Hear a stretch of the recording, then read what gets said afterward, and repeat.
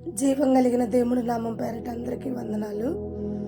మరి ఈరోజు వాక్యం వచ్చేసి ఇప్పటి వరకు మనం 30 మెట్లు పూర్తి చేసుకుని 31వ మెట్లోకి మనం వెళ్తుండగా మరి అందరము కూడా ప్రతిరోజు క్రమంగా ఈ మెట్లు ఎక్కాలని ప్రభు నామం పేరట మీ అందరినీ కూడా మనవి చేసుకోవటం జరుగుతున్నాం.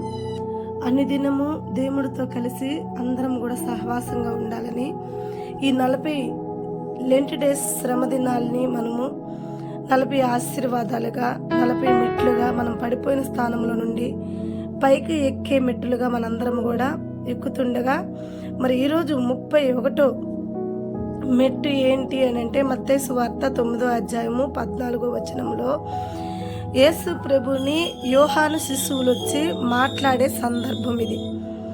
ఏంటంటే యోహాను శిశువులు వచ్చేసి ఎక్కువగా వాళ్ళు ఉపవాస క్రమాలు పాటిస్తూ ఉంటారు.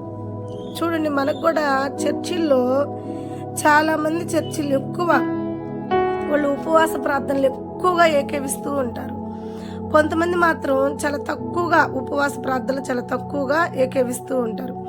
అయితే ఇక్కడ ఉపవాసము అనేది ఇంపార్టెంట్ ఏం కాదు, దేవుడికి సమీపంగా ఉండాలి అన్నదే ముఖ్య కారణం. అయితే యోహాను శిశువులు యేసు ప్రభు వద్దకు ఒక సందర్భంలో వచ్చినప్పుడు వాళ్ళు వీళ్ళని చూసినప్పుడు వీళ్ళొక క్రమం ఎలా ఉంది, వీళ్ళొక పరిచర్య ఎలా ఉంది, వీళ్ళు ఎలా క్రమంగా వెళ్తున్నారు, వీళ్ళొక పరిచర్య క్రమం ఏంటో చూద్దామని చెప్పి వాళ్ళు వచ్చి చూసినప్పుడు వీళ్ళ క్రమం ఎలా ఉందంటే చక్కగా పని చేసుకుంటున్నారు, ప్రార్థన చేసుకుంటున్నారు, చక్కగా భోజనం కూడా చేస్తూ ఉన్నారు.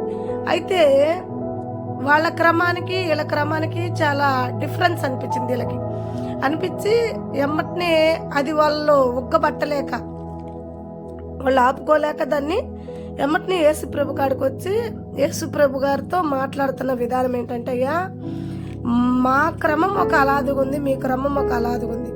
మా క్రమం ఎలా ఉంటుందంటే యోహాను ఒక క్రమం ఎలా ఉంటుందంటే తరచూ ఉపవాసాలు ఉండాలి, తరచూ ప్రార్థన చేయాలి, ప్రార్థనలకు ముందుగా మేమందరం కూడా ఉపవాసం ఉండి ప్రార్థన చేస్తాము, అలాంటప్పుడు అన్ని గొప్ప కార్యాలు జరుగుతున్నాయి అని చెప్పి మాట్లాడతారు. మాట్లాడినాక సరేయ్యా మీ క్రమం బాగానే ఉందన్నట్టు దేవుడితో మాట్లాడేయడము. అయితే మరలా వాళ్ళకి డౌట్ వచ్చి ఉంటుంది. డౌట్ వచ్చి అమ్మటిని మరలా దేవుడిని అడుగుతున్నారు, అయ్యా మేము తరచూ ఉపవాసాలు ఉండి ప్రార్థన చేస్తాం మా క్రమంలో, అయితే మీ శిశువులకు ఆ క్రమం నేర్పలేదా, మీరు ఆ క్రమం ప్రకారంగా వాళ్ళు ఫాలో అవరా? మీ వాళ్ళు మేము వచ్చిన కాడి నుంచి చూస్తున్నాము, వాళ్ళకి క్రమం ఏంటి, వాళ్ళకి పరిచర్య ఏంటి అని మేము చూస్తుంటే వాళ్ళు చక్కగా పని చేసుకుంటున్నారు, చక్కగా ప్రార్థిస్తున్నారు, కానీ ఉపవాసం అనే క్రమం వాళ్ళ కాడ మాకు ఏమాత్రం కూడా కానరాలేదు. ఎందుకంటే వాళ్ళు తరచూ తింటున్నారు, తాగుతున్నారు. కాబట్టి వాళ్ళు ఆహారం తింటున్నారు, నీళ్లు తాగుతున్నారు, వాళ్ళు ఉపవాసం ఉన్నట్టు మాకేమి కానరాలేదు అని చెప్పి దేవుణ్ణి అడిగినప్పుడు అప్పుడు దేవుడు వాళ్ళకి యేసయ్య వాళ్ళకి సమాధానం ఏమిస్తాడంటే, అయ్యా పెళ్లి కుమారుడు వాళ్ళతో పాటు ఉన్నాడు కాబట్టి ఉపవాసం ఉండాల్సిన అవసరం లేదు.